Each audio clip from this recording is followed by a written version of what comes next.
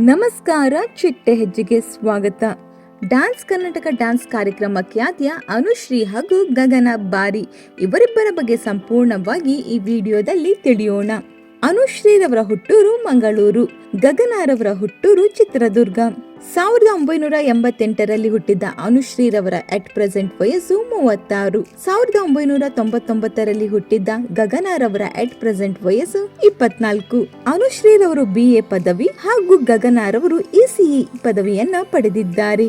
ವೃತ್ತಿಯಲ್ಲಿ ಅನುಶ್ರೀರವರು ಆಂಕರ್ ಹಾಗೂ ಆಕ್ಟ್ರೆಸ್ ಆಗಿದ್ದರೆ, ಗಗನರವರು ವೃತ್ತಿಯಲ್ಲಿ ಆರ್ಟಿಸ್ಟ್ ಆಗಿದ್ದಾರೆ. ಇವರಿಬ್ಬರ ಇನ್ಸ್ಟಾಗ್ರಾಮ್ ಫಾಲೋವರ್ಸ್. ಅನುಶ್ರೀರವರ ತಾಯಿ,